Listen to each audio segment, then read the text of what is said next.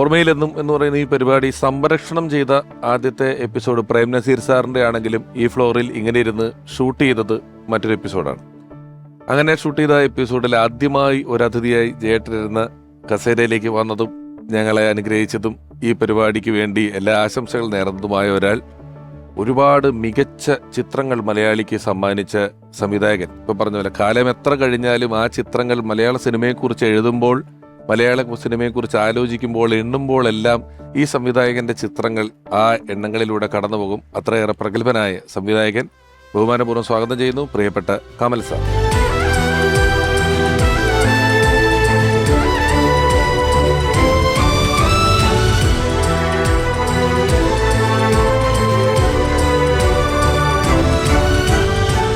Kamal sir, ഒരിക്കൽ കൂടി സ്വാഗതം.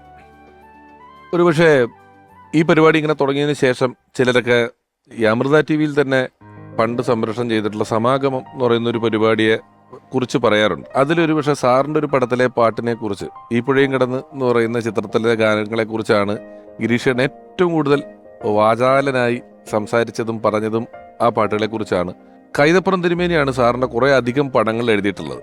അപ്പോൾ ഒരു പോയിന്റിൽ കൈതപ്പുറം തിരുമേനിനെ മ്യൂസിക് ഡയറക്ടർ ആക്കിയിട്ട് മുത്തഞ്ചേരി ചേട്ടനെ കൊണ്ട് എഴുതിച്ചിട്ടുണ്ട്. ആ ഒരു പോയിന്റ് എന്തായിരുന്നു? അതിന്റെ തീരുമാനങ്ങളിലേക്ക് എങ്ങനെയാണ് എത്തിയത്? അതൊരു തമാശയായിരുന്നു. കാരണം ആദ്യകാലത്തൊക്കെ കൈതപ്പുറമാണ് പാട്ടുകൾ എഴുതുക എൻ്റെ. അപ്പോൾ ഗിരീഷ് ഞാനും തമ്മിലുള്ളൊരു ബന്ധം തുടങ്ങുന്നത് പെരുവണ്ണാപുരത്തെ വിശേഷങ്ങൾ എന്ന് പറയുന്ന സിനിമ മുതലാണ്. രഞ്ജിത്ത് ആദ്യമായിട്ട് തിരക്കഥ എഴുതിയ സിനിമ അതാണ്. മഹാറാണി ഹോട്ടലിൽ രഞ്ജിത്തിൻ്റെ കൂടെ തിരക്കഥാ ചർച്ചയിൽ ഞാനും രഞ്ജിത്തും ഗിരീഷ് പുത്തഞ്ചേരി വരും. രഞ്ജിത്തിനോട് ഒപ്പം ഇരുന്നിട്ട് കോപ്പി എടുക്കാനൊക്കെ ആയിരുന്നു ഗിരീഷ്. അങ്ങനെയാണ് ഞങ്ങൾ തമ്മിൽ സൗഹൃദം ഉണ്ടാകുന്നത്. പിന്നീട് കുറേ സിനിമകളിൽ ഗിരീഷ് പാട്ടെഴുതി. ഗിരീഷ് വലിയ പാട്ടെഴുത്തുകാരനായി. പക്ഷേ എൻ്റെ പടങ്ങളിൽ പാട്ട് എഴുതിയിട്ടില്ല. എല്ലാ പടത്തിലും കൈതപ്പുറമാണ്. അപ്പോൾ എപ്പോൾ കാണുമ്പോഴും ഗിരീഷ് പരാതി പറഞ്ഞായിരുന്നു, നിങ്ങൾ എന്നെ മാത്രം വിളിക്കണില്ല എന്ന് പറഞ്ഞിട്ട്. പക്ഷേ എന്തോ കാരണത്താൽ ഇങ്ങനെ റിപ്പീറ്റ് ചെയ്തിട്ട് കൈതപ്പുറമായി. പിന്നെ ഗിരീഷ് ആദ്യമായിട്ട് എനിക്ക് പാട്ട് എഴുതുന്നത് ഈ പുഴയും കടന്നിലാണ്. ജോൺസൺ മാഷ് മ്യൂസിക്. ആ പാട്ട്, എല്ലാ പാട്ടുകളും, അതിൽ 5 പാട്ടുണ്ടായിരുന്നു. 5 പാട്ടുകൾ ഹിറ്റായി. ഇമ്മീഡിയറ്റ് വന്ന പടം കൃഷ്ണകുടിയിലൊരു പ്രണയകാലത്ത്, അതിലെ പാട്ടുകൾ വലിയ ഹിറ്റായി. അപ്പോൾ ഈ 2 പടം ഗിരീഷ് ആയി കഴിഞ്ഞ് കഴിഞ്ഞപ്പോൾ കൈതപ്പുറത്തിന് ചെറിയൊരു പിണക്കമാണോ എന്നൊരു സംശയം. നിങ്ങൾ ഗിരീഷിൻ്റെ ആളായല്ലോ എന്നുള്ളൊരു ഇത് കൈതപ്പുറത്തിന് തോന്നിയിട്ടുണ്ടാവും. അടുത്ത പടം കൈക്കുടം നീലാവാണ്. അത് രഞ്ജിത്താണ് സ്ക്രിപ്റ്റ്.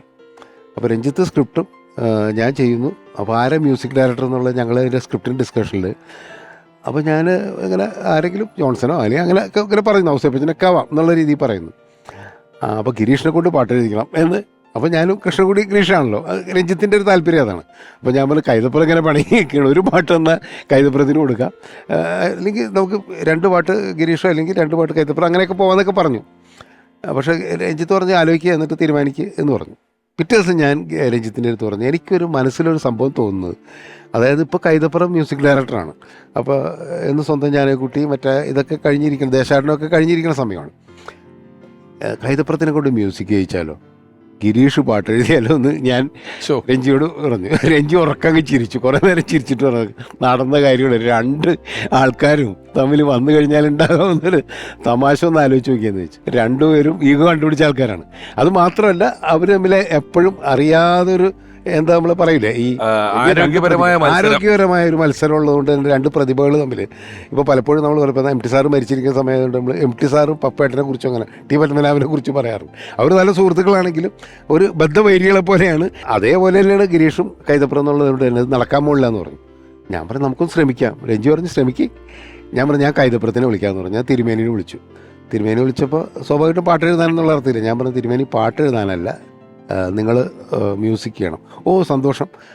അപ്പം മ്യൂസിക് കുറേ പടങ്ങൾ ചെയ്തുകൊണ്ടിരിക്കുകയാണ്, വളരെ സന്തോഷം, രഞ്ജിത്താണ് എഴുതുന്നതെന്ന് പറഞ്ഞു. അപ്പോൾ സ്വാഭാവികമായിട്ടും പുള്ളി തന്നെ ഇരിക്കുമല്ലോ എഴുതാൻ, ലിറിക്ക് എഴുതുന്ന പുള്ളി തന്നെയാണല്ലോ. ഞാൻ പറഞ്ഞു പക്ഷെ ഒരു കുഴപ്പമുണ്ട്, ഇതിൻ്റെ അകത്ത് ലിറിക്ക് എഴുതുന്നത് നിങ്ങളല്ല, വേറെ ആളാണ്. അതായിരുന്നു ഒ എൻ വി സാറാണോ എന്ന് ചോദിച്ചു ഉടനെ എന്നോട് ആദ്യം ചോദിച്ചു. ഞാൻ പറഞ്ഞു ഒ എൻ വി സാറല്ല, പക്ഷെ നിങ്ങളെപ്പോലെ നിങ്ങളുടെ സമകാലീന ഒരാളാണെന്ന് പറഞ്ഞു. പുള്ളി ഒരിക്കലും ഗിരീഷാണെന്ന് പ്രതീക്ഷിക്കുന്നില്ല. അതാരാണ് എന്നൊക്കെ ചോദിച്ചിട്ട് ഇങ്ങനെ പേരൊക്കെ പറഞ്ഞു. അപ്പോൾ ഞാൻ പറഞ്ഞ് ഒന്നുമല്ല, ഗിരീഷ് പുത്തഞ്ചേരിയാണെന്ന് പറഞ്ഞു. പെട്ടെന്ന് അവിടെ നിന്നൊരു സൈലൻ്റ്, കുറച്ച് നേരം സൈലൻസാണ് ഫോണിൽ. അപ്പോൾ ഞാൻ ചോദിച്ചു തിരുമേനി ഫോൺ വെച്ചോ? ഇല്ല ഇത് നിങ്ങൾ തമാശ പറഞ്ഞാണോ എന്ന് ചോദിച്ചു. ഞാൻ പറഞ്ഞു തമാശയല്ല, നിങ്ങൾ മ്യൂസിക് ചെയ്യുന്നു, ഗിരീഷ് പാട്ട് എഴുതുന്നു, നടക്കാൻ പോണ കാര്യമാണോ പുള്ളി എന്നോട് കൂടി ചോദിച്ചു. ഗിരീഷ് അങ്ങനെ ചെയ്യുമോ? ഞാൻ പറഞ്ഞു ഗിരീഷ് ചെയ്യും, ഞാൻ സംസാരിക്കാം, അല്ലെങ്കിൽ രഞ്ജിത്ത് സംസാരിക്കും എന്ന് പറഞ്ഞു. ആ സംസാരിച്ച് നോക്ക്, ഗിരീഷിന് ഓക്കെയാണ്, എനിക്ക് ഓക്കെയാണെന്ന് പറഞ്ഞു. അങ്ങനെ ഗിരീഷിനെ വിളിച്ചു. ഗിരീഷ് ഇതേപോലെ തന്നെ പറഞ്ഞു, തിരുമേനി സമ്മതിക്കോ? തിരുമേനി ഓക്കെയാണെന്ന് ഞാൻ പറഞ്ഞ് ഒരു വിസ്മയം പോലെയാണ് ഗിരീഷ് എടുത്തത്. അതിൻ്റെ അടുത്ത ദിവസം കോഴിക്കോടാണ്. കോഴിക്കോട് നമ്മൾ വെസ്റ്റ് ഹില്ലിലെ ഗസ്റ്റ് ഹൗസിലാണ് ഞാനും രഞ്ജിത്തും തിരുമേനിയും വന്നു, ഗിരീഷും വന്നു. ആ കൂടിച്ചേർന്ന ഇരിപ്പ് ഭയങ്കര മറക്കാൻ പറ്റാത്ത ഒരു 5-6 ദിവസങ്ങളായിരുന്നു. കാരണം ഇവർ തമ്മിൽ ഈ പറയുന്ന ആരോഗ്യകരമായ ശത്രുതയുണ്ടോയെന്നൊന്നും നമുക്ക് തോന്നിയേയില്ല. വളരെ സൗഹാർദ്ദമായിട്ട് ഒരുമിച്ച് മുറുക്കുക, ഒരുമിച്ച് തമാശകൾ പറയുക, പഴയ പാട്ടുകൾ പാടുക. അങ്ങനെ ഒരു 2 ദിവസമൊക്കെ കഴിഞ്ഞതിന് ശേഷമാണ് ഞങ്ങൾ കമ്പോസിങ് തുടങ്ങിയത് തന്നെ. അത് തുടങ്ങിയത് മറക്കാൻ പറ്റാത്ത ഒരു അനുഭവമാണ്. ആദ്യം ചെയ്ത പാട്ട് മലയണ്ണാർ കണ്ണൻ എന്നുള്ള മാർഗഴി പാട്ടാണ് ആദ്യം ചെയ്തത്. ഇനിയും പരിഭവമരുത് എന്ന് വെച്ചിട്ട് കാവേരി തീരത്തെ. അതെ, എല്ലാ പാട്ടുകളും ഹിറ്റായാണ്. അതിൻ്റെ അതൊരു വലിയ അനുഭവമാണ്. കാരണം എന്താ വെച്ച് കഴിഞ്ഞിട്ടുണ്ടെങ്കിൽ അങ്ങനെ 2 പേര് ഒരുമിച്ചൊരു സിനിമയിൽ ഒരുമിപ്പിക്കാൻ കഴിഞ്ഞു എന്ന് പറയുന്നത് വലിയൊരു സന്തോഷമാണ്. അത് പോത്തഞ്ചേരി സാറിനെ കുറിച്ച് അറിയിക്കുമ്പോഴേ നമ്മളിപ്പോൾ ഹരിമുരളീരവം, ഈ ഹരിമുരളീരവം എഴുതുന്ന ആള് തന്നെ ഡിങ്കിരി പട്ടാളമൊക്കെ എഴുതും. മറ്റേത് അറിഞ്ഞോ അറിയാതെ ചിലപ്പോൾ അടിപൊളി പാട്ടിനൊരു മ്യൂസിക് ഡയറക്ടർ, മറ്റൊരു മ്യൂസിക് ഡയറക്ടർ എന്നൊക്കെ ഇപ്പം അങ്ങനെ തിരിയുമല്ലോ. ഇത് അങ്ങനെയല്ല. ഡിങ്കിരി പട്ടാളം, വടികടാര വെടി പടകമോടെ ജനം ഇടി തുടങ്ങി മകനെ, സ്കെലിറ്റൻ ചിരിക്കും പോലെ ചിരിക്കുന്ന മോന്തായം എന്ന് എഴുതും, സൂര്യകിരീടം വീണുടഞ്ഞു എന്ന് ഉള്ളത് എഴുതും. അല്ല, അതൊരു വലിയ, എനിക്ക് ജയണ്ട തന്നെ ആദ്യകാലത്തൊരു പാട്ടുണ്ട് രജപുത്രൻ എന്ന് പറഞ്ഞ, hello mister Romeo master very very romantic star. അത് കച്ചേരി ഗസല് പാടാൻ വിക്രം തബല ദിനം പൊളിച്ച് എന്ത് ഒരു സർക്കസാണ് അതിനകത്ത്. അത് ഇവരുടെ ഒരു വലിയ പ്രതിഭയാണ്. കാരണം അതെനിക്ക് തോന്നുന്നത് വിച്ചു തിരുമലായിരുന്നു ഇതിന്റെ മാസ്റ്റർ. വിച്ചുവേട്ടൻ ഇതുപോലെ എന്ത് സംഭവം, എന്ത് ട്യൂൺ ഇട്ട് കൊടുത്തു കഴിഞ്ഞാലും അതിന് പദങ്ങൾ ഉണ്ടാക്കാൻ ഒറ്റ വാക്കൊക്കെ വെച്ചിട്ടും അല്ലെങ്കിൽ ഒരു അക്ഷരം വെച്ചിട്ടൊക്കെ പുള്ളി പാട്ടുണ്ടാക്കും. അതിൻ്റെ ഒരു തുടർച്ച തന്നെയാണ് ഗിരീഷ് എന്ന് പറയുന്നത് എല്ലാ കാര്യത്തിലും. ഇപ്പോൾ വളരെ ഭാവസാന്ദ്രമായിട്ടുള്ള പദങ്ങൾ കൊണ്ടുള്ള പാട്ടുണ്ടാക്കാനും അതുപോലെ ഈ ബഹളം ഉണ്ടാക്കുന്ന പാട്ടുകൾ ഉണ്ടാക്കാനും ഇങ്ങനെ രണ്ട് എഡ്ജും അറ്റം പിടിക്കുന്ന ആളാണ്. അത് മാത്രം ജോണർ എടുത്ത ഭക്തി, അതെ, ഭക്തി, പ്രണയം, വിരഹം, അത് ഇതിന്റെ എല്ലാ തരം പമ്പാ ഗണപതി, മച്ചകത്തമ്മയെ കാലം തൊട്ട് വന്നിച്ച് ചിന്താവിഷ്ടേഷമലയിലേക്ക് പാട്ടുകൾ, എല്ലാ തരം പാട്ടുകളും എഴുതിയിരുന്നു എന്നുള്ളതാണ്.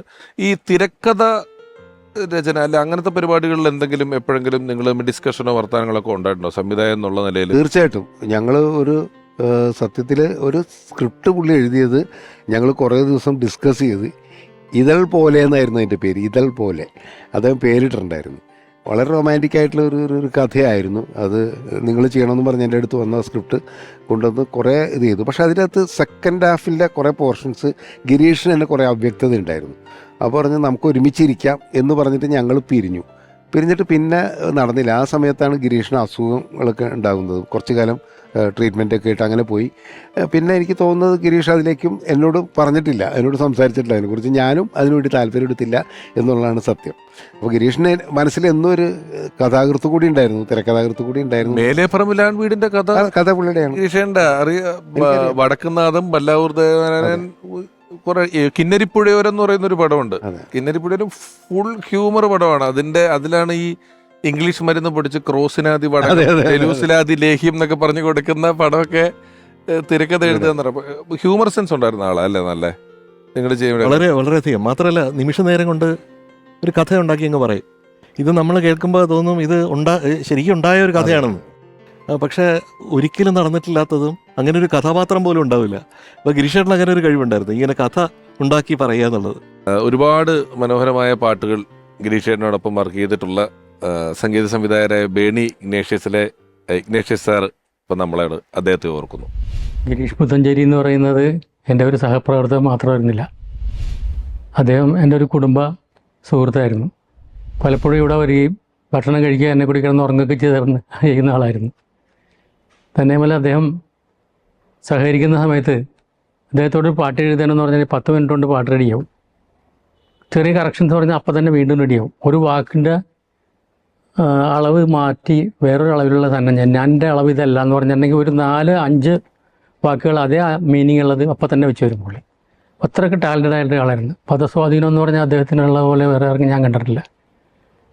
തന്നെയുമല്ല, അദ്ദേഹം തേന്മാങ്കുമ്പത്തിൻ്റെ സമയത്ത് ടേക്കിൻ്റെ സമയത്ത് പറയണ്, ആ ചരണത്തിൻ്റെ എൻഡിൽ ടണ്ടടൻ ടണ്ടടൻ ടണ്ടടൻ ടണ്ടടൻ ടണ്ടടൻ ടണ്ടടൻ ടണ്ടടൻ ടണ്ടം എന്നൊരു സാധനം എഴുതണം എന്ന് പറഞ്ഞിട്ടുണ്ടെങ്കിൽ അപ്പം തന്നെ രണ്ട് സെറ്റ് എഴുതി തരും. അപ്പോൾ എനിക്ക് വളരെ അത്ഭുതമായിരുന്നു. അദ്ദേഹമായിട്ട് ആദ്യമായിട്ട് കൂടിയത് തേന്മാങ്കുമ്പത്തിലാണ്. ഫസ്റ്റ് പടത്തിൽ കെ ജയകുമാർ സാറായിരുന്നു ഞങ്ങൾക്ക് വേണ്ടി ഗാൻ്റെ രചന നടത്തിയത്. അപ്പോൾ ഇത് തുടങ്ങിയപ്പോഴത്തേക്കും തേന്മാങ്കുമ്പത്തിൻ്റെ സമയത്ത് മൊത്തം കള്ളിപ്പൂങ്കുയിൽ എന്നുള്ളതിൻ്റെ തുടക്കം വേറെ ആയിരുന്നു. ടേക്കിൻ്റെ സമയപ്പോഴാണ് ഞാൻ പറഞ്ഞത് കള്ളിപ്പൂങ്കുയിൽ എന്നുള്ളത് ആ കന്നി തേനുണ്ണം വരുന്നത്. അപ്പോൾ അത് മാറ്റിയിട്ട് നമുക്ക് വേറെ എന്തെങ്കിലും വിളിയായിട്ട് തുടങ്ങുന്നത് അപ്പോൾ തന്നെ വേറെ എഴുതുന്നു. അപ്പോൾ അങ്ങനെ പുള്ളിക്ക് എന്ത് വേണമെങ്കിലും ഇൻസ്റ്റൻ്റായിട്ട് ചെയ്യാനറിയാവുന്ന ഒരാളും അതിനുള്ള കഴിവുള്ള ആളുമായിരുന്നു. തേന്മാങ്കുമ്പത്തിനെ കുറിച്ച് പറയുമ്പോൾ അതിലെ ഈ കള്ളിപ്പൂങ്കുയിലെ എന്ന് പറയുന്ന പാട്ട് ആ സിനിമയുടെ കഥയാണ്. അതെ. മിന്നാര പൊൻകൂട്ടിൽ മിന്നുമ പൊന്മുട്ട കാകന്റെ എന്ന് ചൊല്ലി കള്ളക്കഥ മുഴുവൻ എല്ലാം കാറ്റേറ്റി ചൊല്ലി ഊരാകെ തെണ്ടുന്ന ഒരു അമ്പലപ്രാവുകൾ നാടാകെ പാടി അതിന്റെ വിഷ്വൽസ് കറക്റ്റ് കട്ട് ചെയ്തിട്ടേക്കുന്ന അതിലെ ക്യാരക്ടേഴ്സ് വളരെ സിങ്കായിട്ട് എഴുതിയിട്ടുള്ളതാണ്. ഓർമ്മയിലെന്നും